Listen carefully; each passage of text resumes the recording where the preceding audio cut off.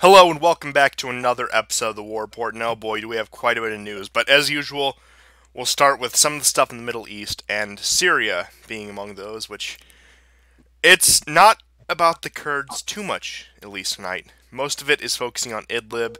The Russians and the Syrian forces have been bombing the hell out of Idlib, to put it lightly, and there's been some retaliation from the opposition groups. Of course, the U.S. is doing its waffling thing, move troops in the country, take them out. It's nothing really newsworthy at this point. There were some Syrian soldiers arrested along the Lebanese border. I'm not too sure what that was about or why, but I'd say some of the biggest news in Syria is in Afrin, the area that pro-Turkish militants occupied at the beginning of 2018 that was controlled by Kurds. There is now a Kurdish uprising, a pro-Kurdish uprising in Afrin. You can see on the map here with some of the yellow things here in northwestern Syria. So I'm not sure how astroturf that is, or if that's just a completely natural movement. I imagine it's probably somewhere in between the two. I imagine the Kurds have probably been waiting for the right time to rise up then, which you would think with the narrative that they're so weak down that Dotar Blumph has abandoned them that they wouldn't be doing this right now. But one of the big changes you'll notice on the map, look at how far the red Syrian government-controlled border has expanded into northeastern Syria. And compare that just to previous episodes or previous weeks. And even in that little patch of FSA controlled area on the Iraqi Jordanian border, that's shrunk a little too. And you'll see these blotches of ISIS pop up. That was one of the things they brought up today, and that was one of the things that was at the NATO summit. Oh, there was a resurgence of ISIS fighters. How could Donald Trump do this? I think Macron or one of these other really Western European leaders was hammering him on that. I can't remember which one exactly, but I mean, you're going to get these resurgences every once in a while, and they'll be quickly put down, and you'll probably get them for the next several decades. But it's just something that these types of countries have to deal with. But just a little bit of news out of Syria. I don't know if you had any additional information on that or any comments on that. Yeah, I do. For the first time, the rock throwing in the northern, predominantly Kurdish area of Syria. There was an incident involving a Russian patrol where an improvised explosive device was used against one of the vehicles belonging to the Russians used for patrols. Uh, it's I mean, it's the one thing that I was worried about, that this is probably going to escalate, and that the plan to relocate these refugees in that area is probably not going to go very well. Um, and that might even tie in with Macron's remarks, which we'll get into later. Other than that, fatalities for the Syrian army were higher than normal. Some of these attacks and counterattacks by al-Sham and ISIS have been pretty successful. The Syrians have had to recapture, I believe, 3, maybe 4 villages on that northeastern side of that rump that is Idlib. You can see the New York Times is also ramping up the propaganda. Not saying some of it isn't true, that a hospital was bombed. The last hospital in Idlib was bombed again. Yeah. I mean, I know they like Idlib has more hospitals per capita than any place on earth right now, but I mean, I do think this was a legitimate hospital, and not just an old hospital building that became a right. military outpost. Like, because yeah, that's what a lot of them ended up being. Is yeah, of course, when the war starts, these abandoned buildings, you take any shelter you can, and a lot of these happen to be former hospitals with medical supplies, which of course you're going to need if you're fighting a war. But yeah, occasionally a real hospital will get hit. Yeah. So that has happened. Apparently, the Russians were aware of it, but have denied it, and so on. Not that somehow is being taken notice of in the West. The West seems not all that interested in it right now. Uh, you know, the news is completely wrapped up with impeachment, impeachment, impeachment. We can taste it. Um, so yes, that's all I have basically to add about Syria. That besides the heavier bombing on Idlib, the violence has ramped up a bit, and we are seeing some major resistance from the jihadi groups in that area. But like I say, some of the ground was already retaken.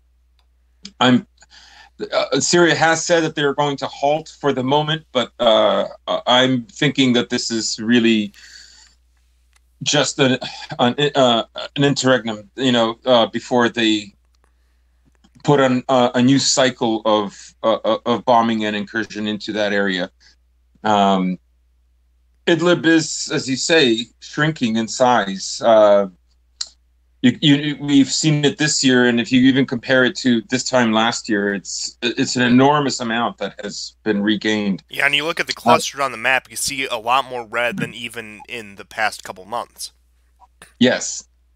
Yeah, the other thing I suppose we should mention before we leave Syria is Iran is trying to create a corridor in East Syria on the border with Iraq. There was a munitions site that was blown up. They're pretty sure that these were Israelis that did it. It might have even been Israeli drones. This is also the area that is also under jihadi control, but also the jihadis are protected by Americans. Yeah, you can actually see right here on the map where that little blue yes, bomb symbol green is. blob. And, yeah, and it's at the intersection of that green blob, the Syrian border, and the Kurdish border.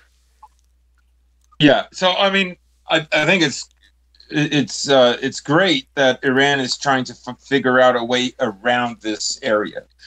Iran is very good at fourth wave warfare and hybrid warfare. This is probably something that should have been worked on a long time ago, but here we are. The only other news, the S-500 is now being tested in Syria, and for the first time, robotic armored devices are now rolling out. These are like the equivalent of armored personnel carriers, with a 35 millimeter cannon on it. Not very strong. A few missile launchers. Used for reconnaissance and a little bit of backup. Not a tank, but not a jeep either. In any case, so they've been on the front lines as well. So yeah, and I saw some reports from South Front that Russia was, and that's all I have Syria. Yeah, I saw some reports from South Front that Russia was really stepping up strategic bombing tests, and it was actually starting to rival U.S. strategic bombers. But that's all I have for Syria as well. And moving on to Syria's neighbor Iraq, the protests have actually gotten pretty bloody there. Now, as for the protests themselves, they have a pretty anti-Iranian bend, which the Western media will paint as it's the Iraqi people rising up against the Iranians who are trying to take them over, when it is likely two camps. More of the liberal secularist camp, at least as much as that exists in the Middle East, and probably hardliner Sunnis that are rising up. Now, I'm not saying just because an Iraqi Shia is an Iraqi Shia that they'll automatically have more in common, be more sympathetic to the Iranians, but I'm saying that, okay, more often than not, they at least prefer Iran over Saudi Arabia or Turkey or any of these other powers. But there's been like some crazy numbers coming out. I don't have the exact numbers on me, but yeah, things have gotten really bloody there. People are saying, oh, it's going to be an Iraq War 3.0. They're going to explode like Syria did. Now, I don't know if I would go that far, but Yeah, I do think that after the failure in Syria, they are. The West probably is trying to look to stir something up. Now, of course, I would say this one plays more on pre-existing tensions as they all do, but especially in the case of Iraq, since it's never really stabilized since the invasion. There hasn't been a stable Iraqi government, and unless honestly, unless there's another military dictator figure or a theocratic Shia government comes to power, I don't see a way that a stable government could form in Iraq. But it is interesting nonetheless, especially when you compare that to how there's also pretty pretty hot protests going on in Iran, which we have a little bit more news about Iran, but just those two countries having protests at the same time, and not only that, but the protests all around the world, but just specifically those two countries, same time and neighboring each other. I mean, of course, there's always something more to it, but yeah, it's definitely something that's I think is going to heat up in the coming year. I think it may calm down towards the end of the year, but come January, February, I would really keep my eyes on these two events in particular. Yeah, it's very fluid right now. It's uncertain what kind of an impact these protests are going to have. Obviously, uh, for the West and for America, what would be preferable is that the protests go on indefinitely, uh, instead of having some kind of unity form within the country. And it's obviously tenuous and manipulating or just downright allowing these divisions to flare up in a country like Iraq would be inevitable because, uh, the war essentially, you could argue that the war has never stopped, but the war, the American presence, um, to a certain extent, has stopped. And, you know, I wonder how much of this has to do with the population having tolerated, say, Iranian control and influence um, for the difficult transition, and now that there is perhaps a little bit more stability, there's also more of a gumption to assert, you know, so, some kind of further autonomy, say for Iraq's population. So it's hard to say. Uh, there's of course a very large Shia population in Iraq. Um, it's not an easy country, I think, for anybody to govern. A lot of this does seem to be economic, and if economic is somehow tied with religious factions, then I think that's when it will become very heated. Like if it turns out that the Shias are in the top 50 percentile or 25 percentile of earners, then I think that's a very difficult situation. Not least of all for Iran. I don't think Iran wants Iraq to be in any way destabilized or have a reason for America to return there in a significant way. Of course, there's American bases, and those American bases are never going to leave, but not for the foreseeable future, anyways. I would say that, but I would also tack on they also don't want Iraq to, and I conceivably don't see this happening at any point in the near future, getting another Saddam style leader who's a strongman who is also anti Iran, whereas somewhat pro US, somewhat anti US. I think they fear that just as much as a full blown civil war in Iraq. Right. Yeah, I would agree. Now, moving on to Iran, of course, there were the protests there, which we did cover last week, which again boiled down mostly to economics. It's not like the uh, one oh the women are rising up protests we had last year and the year before that. All these urban liberal women all of a sudden decided that we don't like the way things are running, and we're gonna put our hijabs on sticks and wave them around like flags, and uh, and 40-year-old women on Twitter are going to love it, and they're going to eat it up, and they're going to demand that Blump intervene. But these are more, like as I said, economic protests with the rising in fuel costs, the rising in fuel taxes, which, again, I'm not entirely sure why they made that move. I mean, I imagine it goes back to sanctions, but was that the best way to offset things? Probably not, but more relevant news coming out of Iran, and this actually broke today, is the U.S. Navy has seized a shipment of missiles that they said Iran was sending to Yemen. And in response to this, Trump said he's considering deploying 14,000 troops to the region to counter Iranian aggression. Now, to keep that in mind, currently, around this time last year, we had 14,000 troops in Afghanistan. We've about halved that number. I would say it's actually down to around 7,500 or 8,000, something around there. But that would be deploying more troops than we had in Afghanistan this time last year because of a missile shipment which Iran has been doing to Yemen ever since 2015.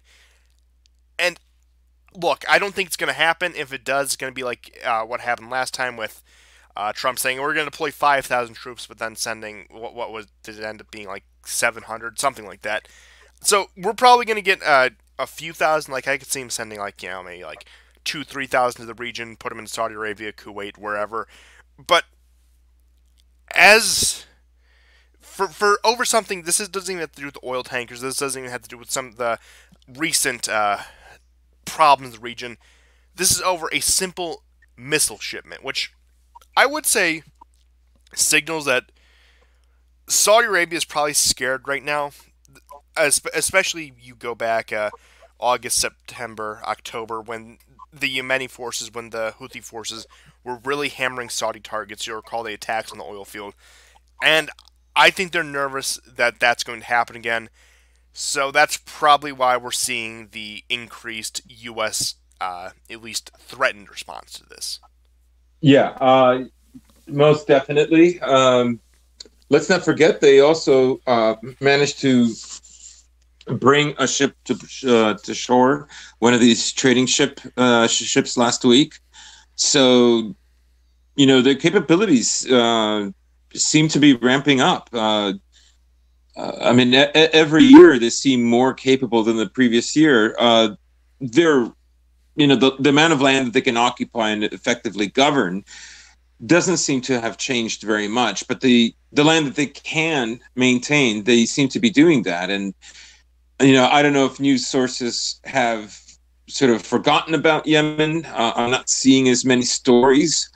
I don't know what the famine crisis is like there. I don't know how much, how often and how severe Saudi Arabia is bombing some of their major cities or not. I don't know, but it seems to have died down.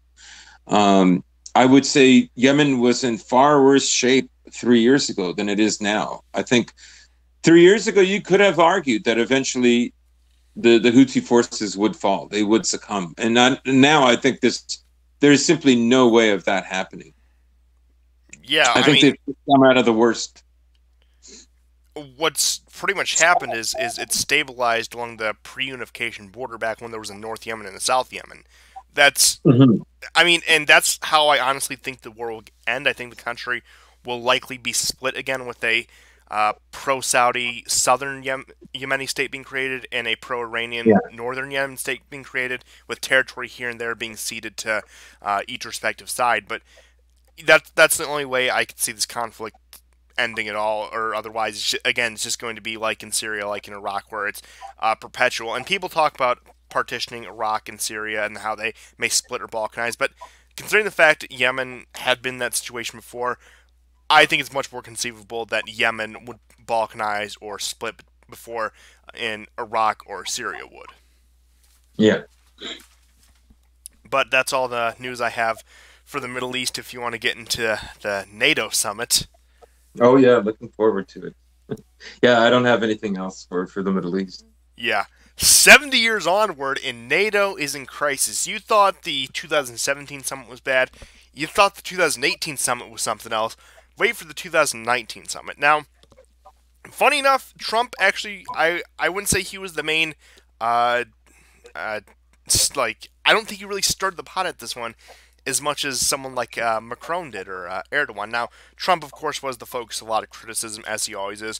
But you recall in the 2017 one, he played pretty middle of the road, saying, well, I think you should pay more, but we do respect our NATO allies. And then 2018, he comes out hitting. This was right before his summit with Putin, saying, you need to pay more. What's this organization even doing? Why does it exist? What's our mission? It's outdated. It's obsolete. Trump went really hard against them in 2018. That's when Trump was probably at his peak, summer 2018. When it came to pretty much any issue you could point out, whether that be a domestic issue, a foreign issue, yeah, Trump was on top of it then.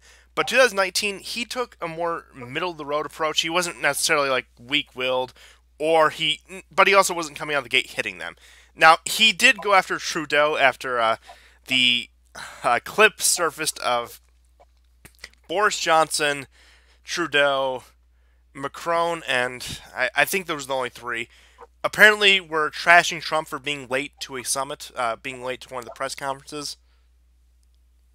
Yeah, I heard the same thing, and it caused Trump to say that Trudeau was in blackface again. No, kidding.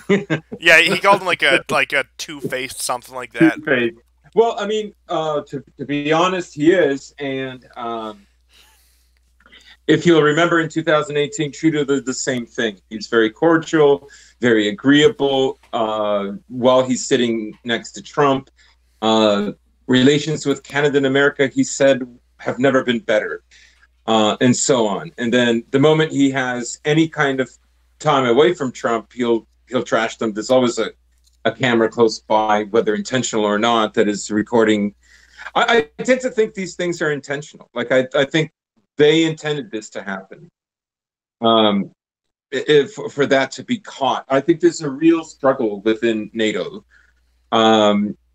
And that struggle may not be simply about what is NATO's purpose, but what is NATO's optics. And I think that Trump represents a disaster in optics. Yeah, he represents pretty much. He represents this dual narrative of you are America's vassals, yet you need to pay as if you were equal partners. Right. I mean, the 2% thing keeps being floated around. You have to pay 2% of your GDP. That's not completely accurate as well. However, at the end of the day, it is an operation that where America takes the lead, and this is primarily America's institution. It's not really theirs.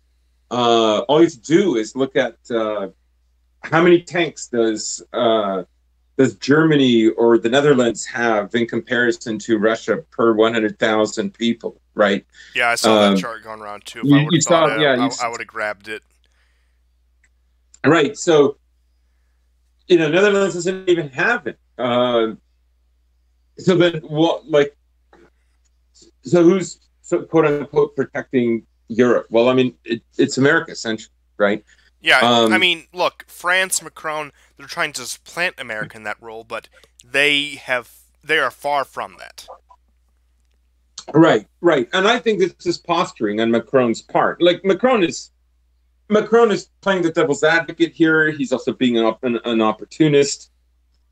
He has a lot of political savvy. There's no question about that. He can criticize NATO in a way that will ruffle the feathers of somebody like Merkel, but without denigrating the institution or questioning why it's there in the first place, right? If you remember, after Trump won the election, his words about NATO were, I mean, everything that was being memed about Trump and his campaign, that there was going to be a real reset button with Russia, and that a real working together with Russia and to combat China and so on. Like everybody could taste that. Anybody that was following geopolitics in 2016, listening to Trump, knew that that's what he was dog whistling about. And sometimes it wasn't even dog whistling, he was quite explicit about it. And in 2017, his criticism, his very direct criticism about NATO, the side argument was, and you guys aren't paying as much as you could. But the main thrust was, why do we even have it? Right? And this is the difference. Macron is there to reform NATO. Trump was sort of playing at the idea of dissolving NATO. Now, of course, Trump is, through circumstances, has had to be quite a bit more centrist. You could even argue from an Atlanticist point of view that Trump should never have said those things in the first place, and that he, in a sense, brought it upon himself to be questioned whether he was, a Russian agent or not. You could have that argument. However, I think Trump was basically tapping into what a lot of Americans and a lot of his supporters, I think, have been feeling, that America doesn't want, a lot of Americans don't want there to be a NATO, and they're not all right wing, but now a lot of them are right wing. And so I think he was also appealing to his base as well. Anyhow, but I don't want to drift too far. Yeah, and now that you brought it up, I got to get the obligatory every show mention of Douglas McGregor out of the way. It reminds me of during the Kosovo War, McGregor, who was still in active duty military at the time, he asked, "What are we doing there?" And he said, and whoever he was talking to, I think he was talking to a German military officer, and he said, "Finding a reason to stay in business." Interesting. But I do have a few headlines out of NATO. Now, one of the things I did think was a bit interesting is that Trump and Erdogan got on pretty well. They had some mutually described by both parties as successful and fruitful meetings. Whereas, of course, his meetings with other leaders were more rocky. One interesting thing I did see is that the European Council president did say the EU must develop its own security capabilities because NATO's absent on some issues.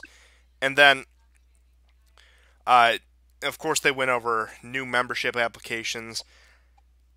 And I would say some of the more interesting things was the two narratives on Russia, because you got Stoltenberg coming out and saying, we need to be more aggressive on Russia. The S-400 purchases by Turkey are absolutely unacceptable and will never be integrated into NATO defense.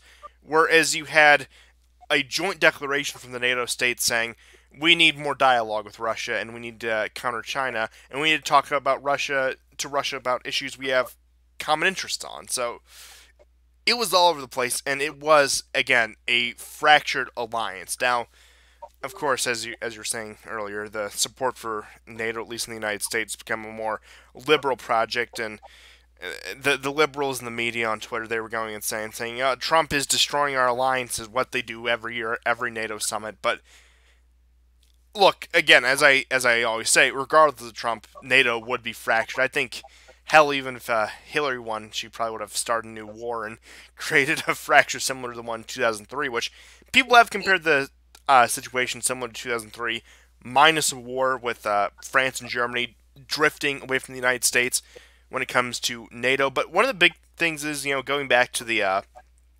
little gossip corner, if you will, which, yeah, in most parts probably was staged. I'm surprised Boris Johnson was actually part of that. Right. I mean, we've become accustomed for 3 years now, since Trump has won the election, that either the media itself or the media finds some kind of an event or a story that is there to humiliate Trump, that is there to reveal that Trump is actually an outsider, right? And even with something like NATO, it's important to reinforce that, right? Well, I mean, I thought it was all do and die. I thought, that Russia could invade Eastern Europe all over again any moment. For an organization that seems to be obsessed with this, uh, making fun of their leader, and hoping to get caught doing it, hardly seems like it's the tenuous and intense situation that they espouse it to be. But the other thing you brought up, the divisions that are now inherent in NATO.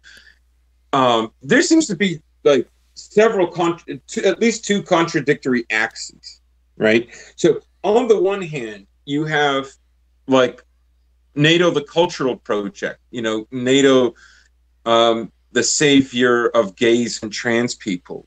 Yeah, And the military wing of the liberal empire, as it were. right. The military wing of the gay disco. So on the one hand, you have that, but it is at odds with Eastern Europe, primarily with Poland.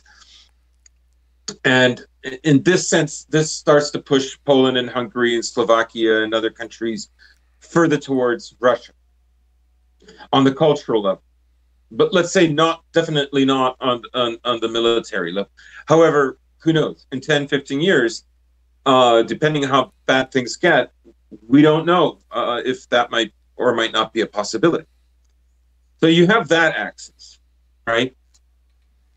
Now you have another axis. Actually, there's three of them. But the other axis is that you have the conflict in Ukraine and the difficulty with Gazprom and the gas that's going into Ukraine. And of course, this is the reason why there's a Nord Stream 2. So you have these Eastern Bloc countries that are resentful to the Western Bloc countries in NATO on a cultural level. But now they're upset at them on the on the pragmatic level in terms of energy. So they're upset with Merkel, and they're upset with Germany, and they're upset with France, because Germany and France have been very much in favor of Nord Stream 2, and Nord Stream 2 is nearly complete. And it will go off, and Trump will have to bring tariffs, not just the tariffs that he's already talking about with wine and cheese against the French in retaliation for for Apple and Google and the other and Alphabet and the other American tech companies. Yeah, now that you mentioned, Trump did come out against Nord Stream 2. He called it a, quote, problem, but apparently he had not made the decision on sanctions yet, which, knowing Trump, he wouldn't come out and say what his final decision was, which I would say, yeah, likely there's going to be sanctions, there's going to be tariffs over Nord Stream 2, but continue. So this is another axis, right? So now you have another division between East and West for entirely different reasons, right? And Trump will have to solve this somehow. Of course, the polls are going to pander to him, and this is going to put him at odds with Germany and France. So then you have the other axis, and this axis is now between Turkey and the other partners. I can see why virtually every other partner in NATO is upset with Turkey, right? I mean, the fact that Turkey would buy the S-400 and then do simulation runs using American F-16s, is unbelievably hilarious. So Macron rightly has a point that this is untenable. What is this organization all about? How is this possible? Now, of course, we all know that the reason that the Turks, rejected the Patriot missile system that Obama offered them is because they wouldn't get the tech that went along with it. They would simply get the missiles, but not the tech of how it works. Yeah, it would be contingent on U.S. forces and U.S. Brains to actually operate their own defense systems. Right, and you can, and then in this case, you can see why Turkey would be upset about that, because that shows clearly a lack of confidence. Not that America should have confidence necessarily in Turkey. I'm just simply saying from a Turkish point of view. So you have these three conflicting, polarizing axes within NATO right now, and they're not going to be resolved. Not only that, you have countries that are part of multiple axes. You have countries that fall in two or even all three of these camps. So that adds an entire another layer of convolution on top of this. Right. Right. So, um, yeah, I mean, one development that we spoke about last week that's taken place this week is that Erdogan has folded. He is now signed on with the increase of exercises and armored personnel that's going to be running between Estonia to Poland and through the other Baltic states. Of course, the whole point of this is it's not there to counter a Russian invasion that they're so terrified of. Uh, Russia has been very successful at undermining and using the weaknesses within the West for over a decade with just a media outlet like RT. The West brought this on themselves. So, uh, if anything, this is basically to intimidate Russia, to get Russia to react the way it was more prone to when it was weaker. Like whatever oligarch Berezovsky visits Lithuania, gets a call from the Kremlin, he either leaves in 10 minutes or we're coming in. That kind of stuff did happen not too long ago, like 7-8 years ago. Or say 10 years ago. But, that's not happening right now. Partly because I don't think the Baltic states are that afraid that something will happen, and partly because Russia is in a stronger position where it doesn't have to escalate so quickly. Oh yeah, the peak of quote unquote Russian aggression, when Russia was flexing its muscles the most, when it was showing off the most, was 2014, 2015, 2016, when they were under heavy sanctions, right after the debacle in Ukraine, Yeah. and right after all these things. Now that things have calmed down, Russia can sit back and really, I guess, say, conquer diplomatically. They can do it through words, through pen and paper, through Mm-hmm. economics, through pipelines. Yeah. But Yeah. So there's no reason for it. I think sometimes people forget about that.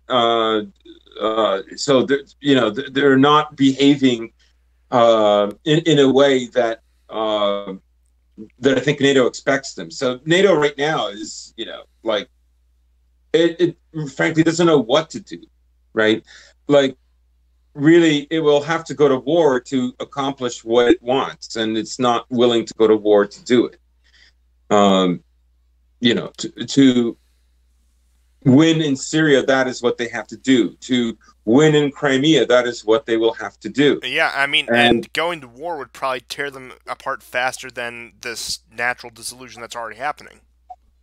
right, I mean, right. look, Poland, they So can talk the anti-Russia game all they want, but when Brussels is saying, "Hey, Poland, send 500,000 troops to go fight in the Donbass," you really think they're gonna want to do that?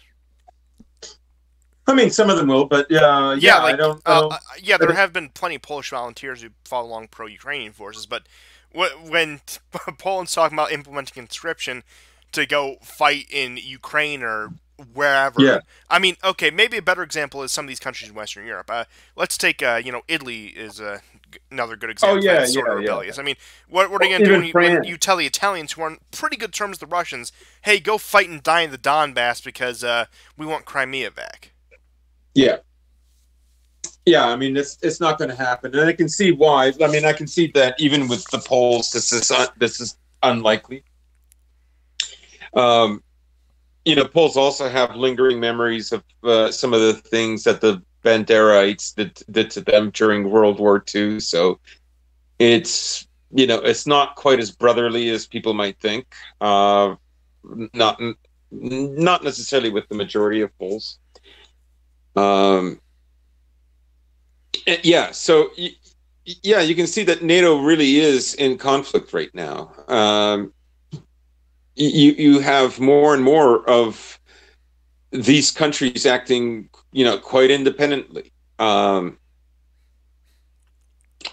So we'll see where it goes. I think Macron, on the other hand, just to bring up Syria again, he was basically implying that Trump made a terrible move not to support the Kurds. I think this play itself was um, to criticize Trump and to gain prestige, in the sense that the media would have will side with anyone who says that. First of all, second of all, with the more liberal branch of NATO will side with him anyways, Yeah, right? which, it's a complete 180 from the more pragmatic stance you've been taking. I mean, I think you made a comment like a few weeks back saying pretty much it's time to call it quits in Syria. Might as well begin negotiations with Assad. Not those words exactly, but it was something along those lines that it's time to wind things down there. But of course, if he can get the optical victory against Trump, if he can get the media, if he can get the BBC, CNN, all these other organizations on his side, at least temporarily for a couple weeks, he's gonna do it. Right, and I mean it's good performance for him. He's not going to lose friends doing that. On the other hand, he's absolutely in favor of you know pressing the reset button with the Russians. Yeah, Um, as compared but to Trudeau, who actually came out and said he wanted to be tougher on Russia, which I think it's funny coming from not only Trudeau but Canada of all nations, saying we're going to be the vanguard against Russian aggression. uh, it I yeah, well, that's because Canada imported more Ukrainian Nazis after World War II than any other country. So yeah, and then he they've mixed that with the always had a hyper very liberalism, and it's a big stew of incoherence. yeah, they're a very powerful lobby force in Canada. So, you know, Freeland herself, one of the ministers on his team, of course, is half Ukrainian. Her father is one of these guys, and anyhow, so I mean, it's just talk. I mean, Trudeau. I mean, Canada's a joke. What are they going to send?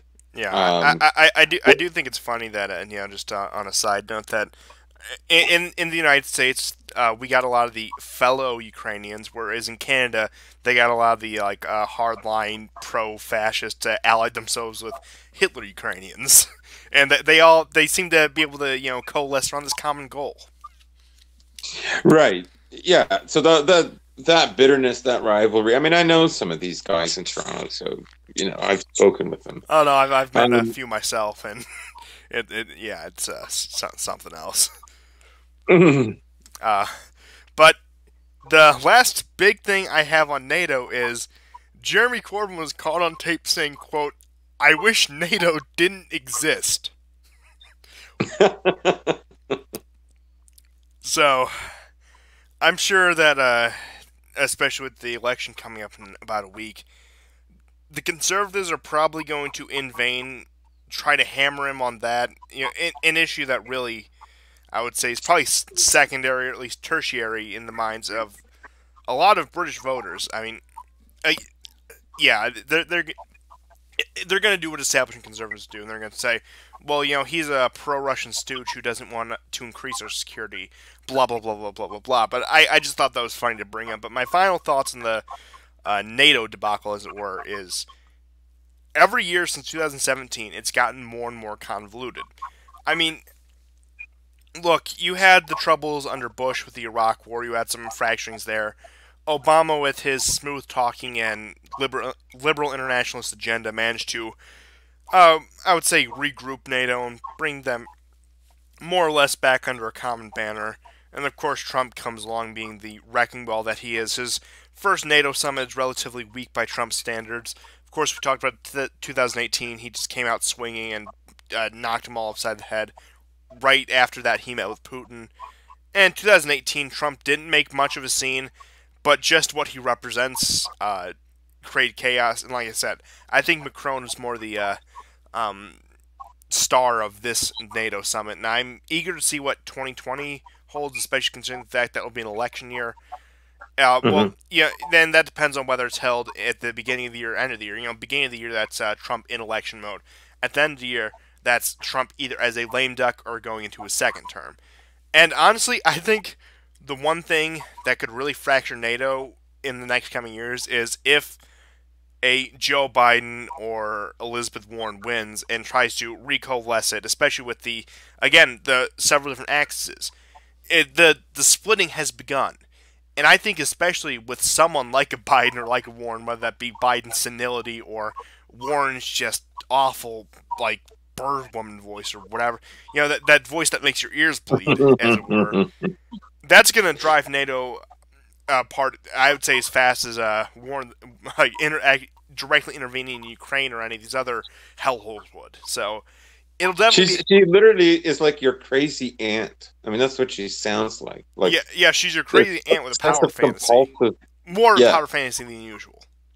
yeah, absolutely. Yeah, I don't. Part of this problem is the overall narrative in the media is that Russia and China are dangerous and evil. However, we're going to make concessions. If Turkey, and the second largest military force in NATO, larger than even Britain, wishes to buy sophisticated ground-to-air defense systems from Russia, well, I guess they can. Um, if Russia is truly, Russia is the enemy of liberalism, and liberalism is literally the cause of NATO. That's really why it exists. But we'll take Nord Stream 2. Yeah, or I mean, what should have happened by now after Ukraine is that none of these deals should have gone through, and Russia would have been completely isolated. They would have folded and started talks about Crimea, maybe a federalization, blah blah blah. That could have been dragged on for over a year. Some kind of a bargain with Syria and Crimea. None of that took place. So it isn't believable, therefore, that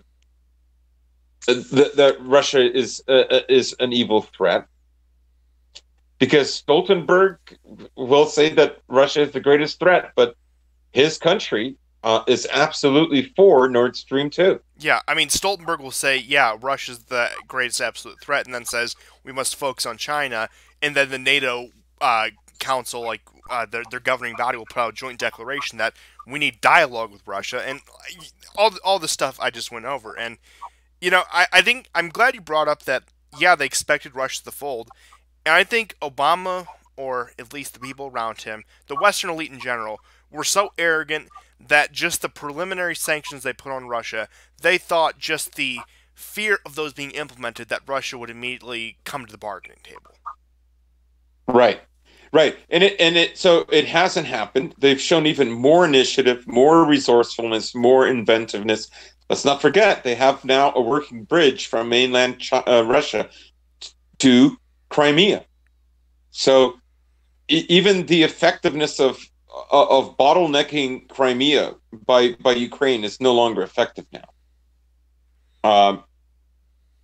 All those areas that contain oil around Crimea, which, of course, various companies had wanted to get, because, of course, if oil rigs were set up in the Black Sea after acquiring Crimea, and Crimea also gets a NATO base for protection, well, I mean, guess who's going to offer Europe gas and oil? And so none of that has come to fruition. None of that has happened.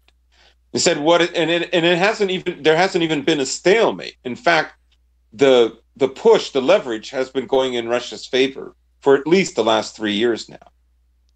That's what I think is so extraordinary about this. And I think that is why NATO doesn't seem like it has a purpose. Because it says one thing, and yet what those countries independently do within NATO are contradictions. You can't say that Turkey's in contradiction, but Germany is not. They're all in contradiction in various ways with reference to Russia. And they still haven't managed to woo Russia away from China. And now I don't think they can. I think it's over. This momentum that Russia and China have now is powerful, and I don't think they know what they're doing. Yeah, I think that's the first time I've heard Stoltenberg,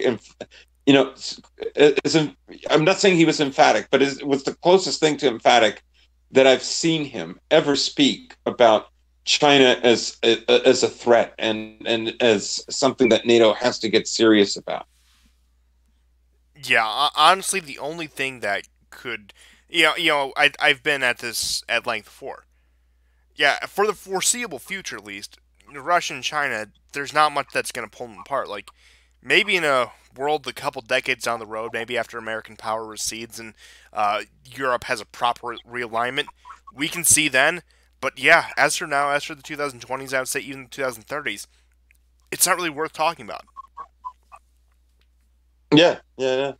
But yeah, it is insane to see all this happen. And honestly, like I said, I think at this point, the thing that would pull NATO apart the fastest is another Democratic president, because you know that, look, Trump, whether for whatever reason, he's been more tolerant of conservative nationalism in Eastern Europe. Yeah, contingent on the fact that it's anti-Russia, of course. You really think Joe Biden or Elizabeth Warren or Bernie Sanders is going to tolerate that? No, absolutely not. And just on a final point for NATO, I think it's funny that the least contradictory countries are the ones that are the most openly pro-Russia.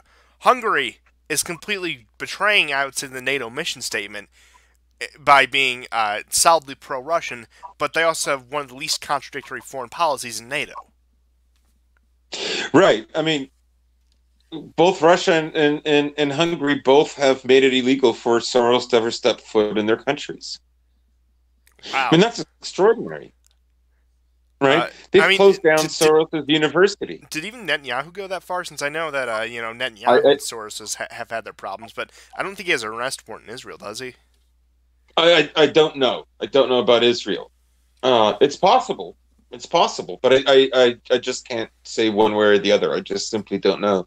Um, I mean, Soros in many ways, besides the negative press, which he deserves, that he gets, he is a shibboleth, like for the liberal cause. Essentially, if you unashamedly think that Soros is a force of good within the West, you basically represent the not only the overall ideology of the West, but you represent it for the upper middle class and the upper class of the West. You know, that's how you signal that you have the opinions of someone who is wealth and power and influence within the West, someone who is not at odds with the West. And yet, we have yet another NATO country that, on the cultural level, is pushing back against what I would say is the more important narrative of NATO, and that is to reinforce and to optically demonstrate the power of liberalism. Yeah, Right? the rainbow The, compass the army flags. itself, yeah, but I mean that's really there to. It is a form of intimidation, and it's not just Russia. It's like the intimidation is within the West. Anyone who lives in the West and who is sick of this, that's really who it's for. Yeah, but That's the whole purpose of these meetings and these optics is for you to know that like who's in charge, right? So when you have these female members of NATO unfurl a pride flag, a rainbow flag, that lets you know like where the power lies and what kinds of opinions are acceptable, what this organization stands for. who would have thought that the Cold War would have ended with your childless aunt being in charge of all the major world organizations? That's all I have to say for this. Yeah. It's insane. I mean, try telling like the founders of NATO, like Brandt or like any of these other people, that 70 years down the road, not even a century down the road, this is what your creation would become. I think they probably would have welcomed Stalin at that point.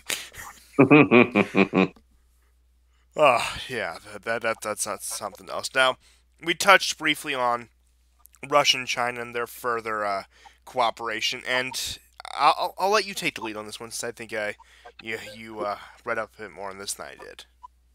Sorry, can you repeat? I didn't catch what you just. Can you repeat it? The Russia-China gas pipeline. Oh yeah. Okay. So we spoke about this last year. Basically, the this is a very this is a huge gas pipeline that Russia and China have been working on for years, and today was the day that it became operational. This is going to be major because, for one, China, which is very power hungry for its growing economy, needs this energy, and of course, also for its population to, nonetheless. This will make essentially what this does is it creates for China a certain amount of independence and less need for risk taking, essentially. Um, there's been channels that have speculated that, China is being very clever and they're going to figure out a pipeline. They're going to screw Russia in Syria because they're going to just absolutely far-fetched, insane ideas about a pipeline that stretches from the Mediterranean, where some of these gas fields are being discovered underwater in the Mediterranean, in Lebanon and Israel and so on.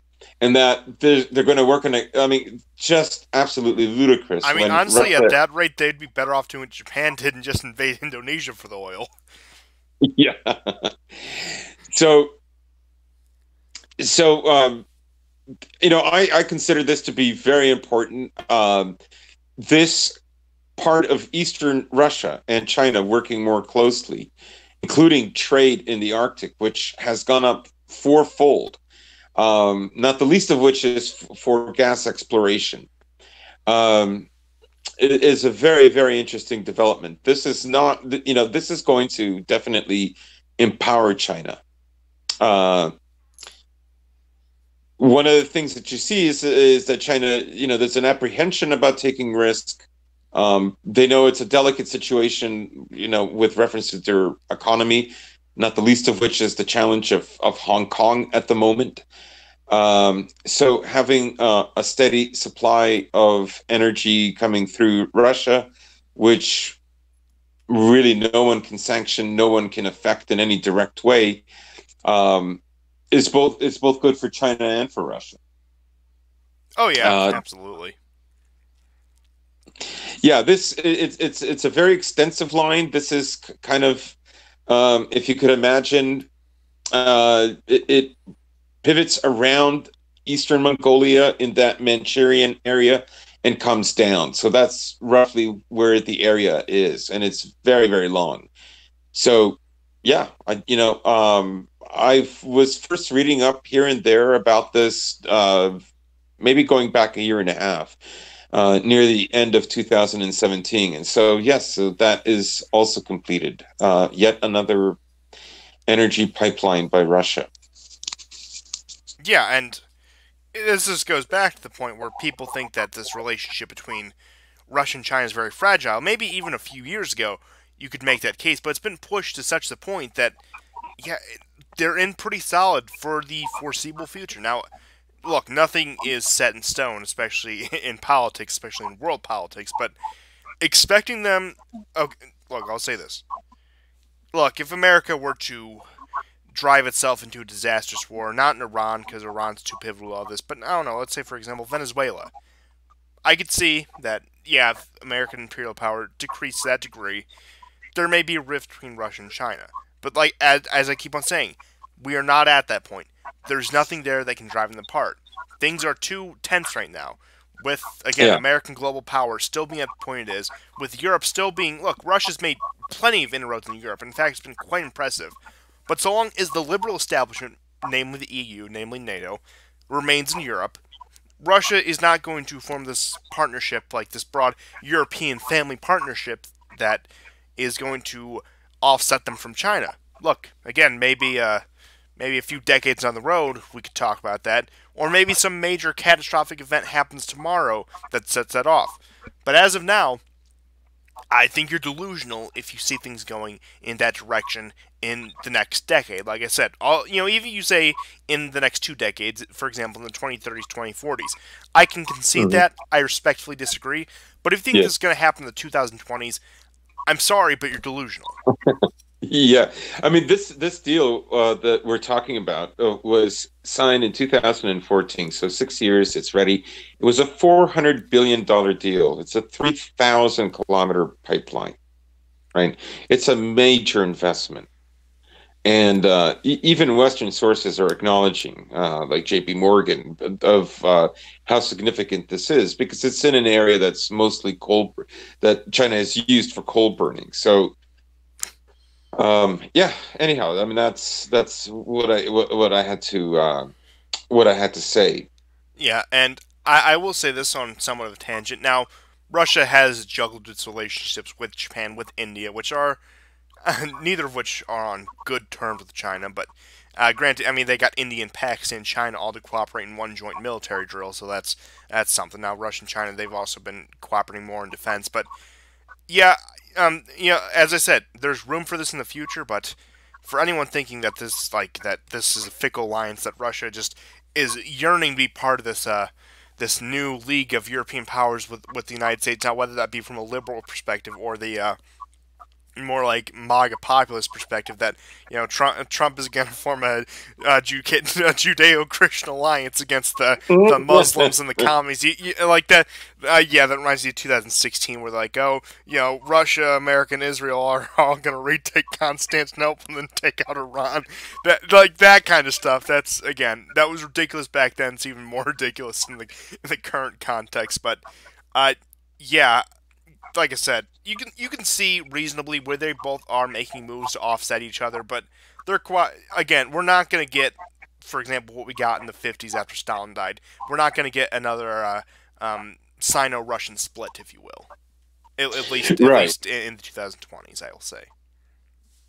Yeah. I mean, this is really because this is part of what Russia is calling the Arctic Silk Road. This further cements Russia's dominance in the Arctic. It's in a very favorable position. Global warming is actually suiting it just fine. Um, and China is also eager to get at some of those minerals as well. So, yeah, this will only strengthen because I mean we've discussed this on other shows before about how since China isn't able because of the lack of a really credible navy and really no navy can compare to the American Navy, um, that it will have to look inward and like Russia is such an incredible strategic partner because of this. I mean, if Russia ever flipped the switch, China would be in dire straits. Oh yeah, like I said, Russia they would have quite a few problems, but ultimately I think they could survive it. And this also isn't to say that we're going to enter a century of joint Russian Chinese global hegemony. People, We're again, not. we're not. I mean, look, Russia may be the third Rome, may be the second Hyperborea, but it's not going to dominate the world alongside with their Chinese partners. Look, I could be wrong about that, but as I see it, no. But the past 20, 30 years of American domination has cemented in the minds of people, not only in the West, but all around the world, is that there has to be one global dominant power. There is only one that will rise and one that will dominate the world seas, dominate the world air lanes. But no, in all reality, especially again with what we see in Europe, with what we see in Asia, we're returning to a world that's probably going to have quite a few major powers. Now, look, you'll probably have the Russian-Chinese axis. You'll probably have some sort of a Anglosphere Union, whatever comes out of Europe, which could very well include Russia. Russia could find itself as sort of a middleman go-between a Europe and Chinese sort of thing. I imagine you'll probably get some sort of Middle Eastern coalition, but again, that's all speculating. The details will be hashed out later. But what we're fundamentally returning to is we're not going to enter a red century. We're going to return to what the world has had for most of its history, ever since we figured out that, oh yeah, there's an entire other chunk of land, ever since we figured out that we're this, ever since we discovered the modern world, if you will, ever since the first overseas empires with Spain and the European powers. We're going to return to something more akin to that. Now, not that exactly, but I think everyone gets the point here. Yeah. Uh, but Yeah. I mean, I do think it's very psychological, this whole thing, right? Um, the West, and particularly Americans, have been used to having the dominant position for 70 years now. Let's say in an indisputable way for the last 30. Um, and the imagination is such that, well, if they go down, someone else will just occupy that, right? As if, you know, um, a great war will happen, and there's going to be a country that's going to be in such a favorable position as America was, where it's essentially unassailable, uh, comes in when the war is already 60% over, and they're going to triumph the same way. I don't see that. I don't see any country in that position. And after nuclear weapons, I don't see any country willing to risk that. oh, Um, absolutely. I mean, and I think people also forget now, again with the technological advance, with the doomsday weapons we've developed since, that yeah, World War One was just over 100 years ago, and at the start of the war in 1914, there were like 7, 8 major world powers, as it were. It yeah, it's not unheard of. In fact, again, it's the norm. We will return to that, and I think honestly, not only at home but abroad, it will be better for everyone. It'll be better if America can mind its own business and act within its own interests first. Because again, policing the globe, having global hegemony, has required us to forego so many of our own actual interests. It's insane. And same with some of these other like world powers. The Soviet Union had to forego a lot of its own interests in a dual polar world. Look, unless you have like 3, 4, 5 or more major powers, you're going to get where these major powers are just expending themselves. And like I said, I think it'll be a painful transition, but ultimately will come out better for it. right. And also, I think we should bring up that you know our current state of vulture capitalism. Uh, Part of this is fueled by empire too. And when we talk about the the narratives that accompany capitalism, uh, in particular the global homo aspect of it, you know, childless couples, not even married couples, uh, gayness, hyper individualism, My whatever it live-in is gender fluid partner. right, whatever keeps them buying trinkets and like not investing in property or something substantive and for future forward looking. um, a lot of this is also part of empire. It feeds it. A lot of these companies that become enormous, um, and have the protection, let's say, of the American military and so on, like this also drives the narrative. The narrative is driven by the need for profits, and having this kind of more degenerate lifestyle actually creates better long-term profits, uh, because it has a higher turnaround, and property is taken out of the equation because most people will not be able to afford a house the way their parents or grandparents did. So a lot of this is propelled by empire itself. You notice countries with, unless they're incredibly gifted by being in a place that geopolitically they're unassailable. Um, the liberalism is the that empires exude and rely on as a kind of civilizational narrative is from their sheer size as well, and the kind of economics that develop out of this circumstance. Yeah. Now, one last story I wanted to get into that I think plays pretty much into this is the fact that the U.S. is putting steel and aluminum tariffs on Brazil and Argentina, both of which are pretty pretty big players in their respective region, which is Latin America. Now, you'll recall that Trump, during his Venezuela crisis management, one of the big things he wanted is he wanted the Brazilians to intervene on our behalf in Venezuela, which they did actually decline to do. Now, Bolsonaro had come in as the quote unquote Trump of the tropics. He was going to be like them. He was going to make Brazil into America, or I suppose at the rate things are going, America would look more like Brazil. But I think that joke has been done enough. I think people get the point that we're going down the same path as Brazil is. Blah blah blah blah blah blah. People have been saying this since 2017. Whatever. But point being is, Bolsonaro comes in with this very pro-U.S. I wouldn't say entirely neoliberal, but definitely sympathetic to neoliberalism. Very hardline against the Chinese, less so against the Russians. He actually hasn't. I don't think he's really made any definitive statements on Russians. I don't even think he's met with Putin or any other major Russian official like Lavrov or even the ambassador. Not that I know of, at least. But I could see this going down the road where, because this happened, Brazil, which again has quite a bit of weight to throw around, especially if they could forge a solid partnership with Argentina, they could dominate the region. They could dominate South America.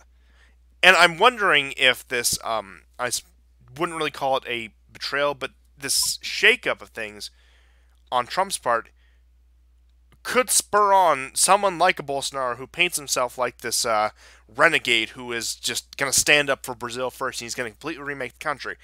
I wonder if that will spur him on to actually start throwing around Brazil's weight as a regional power. Yeah. I mean, Brazil is the regional power in South America. It's also part of BRICS. I mean, it has a more stable economy than Argentina's. So, I don't see why not. And a lot of the tariff that Trump is imposing is because it's having an effect on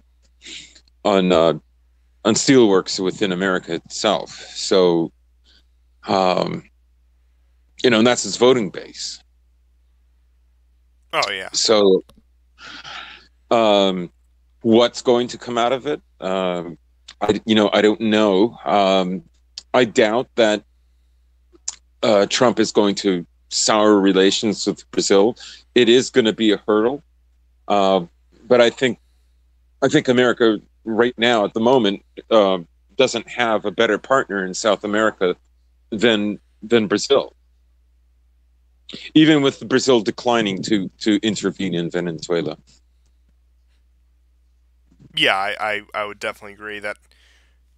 Yeah, and it just goes to show, as we've been saying, this would be inconceivable in the 80s and the 90s that a Latin American partner, at least to the degree of closeness we are with Brazil now, declining to cooperate with the United States and really, again, throwing their own weight around. Now, I think Bolsonaro has been largely disappointed. I still think he was better than whatever alternative was in that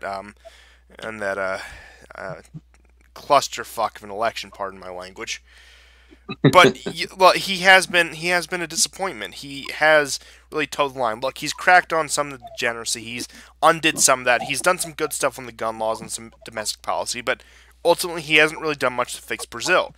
And I'm hoping, even if he doesn't do a full break with the U.S., that this might inspire him to use the weight that this country has, at least to try to put some pressure on the U.S., to try to at least act as an equal partner, saying, look, you need us, too. We're not getting entirely dependent on you. We could probably do fine on our own, as it were. But, look, we'll cooperate with you if you cooperate with us. And I'm hoping that someone like Bolsonaro, who has painted himself as this boisterous personality, as a Trump-like figure, will use Trump's own tactics against him. And I think that will ultimately be better for both countries. Brazil can stand on its own 2 feet. That lessens the American role. And America has less of a burden in South America in general. We keep talking about a pivot, and the pivot is back toward closer shores, um, you would want, of course, for to have a South America that is more stable and that you could work and have some kind of meaningful partnership with. I ultimately, I don't think Trump putting on the sanctions was a really great idea. Um, Partly because I think that the way things are going, this is an inevitability, and you can't ignore that the world is taking notice that um, that America can't throw its weight around the way it could before, and it seems increasingly that they have less to offer. I think that's the lesson that you're seeing in Europe developing, and it's not going unnoticed within South America as well. The longer that Venezuela doesn't fall under American control, the more that also bolsters countries like Brazil to look for other means and other partners. So, I think that's something that has to be kept in mind. Oh yeah, and yeah, I do agree at least with the timing and the way he went about it.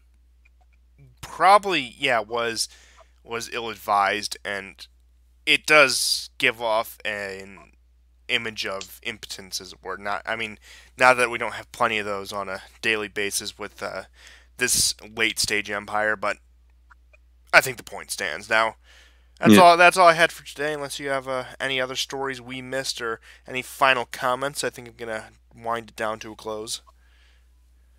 No, that's all I have right now.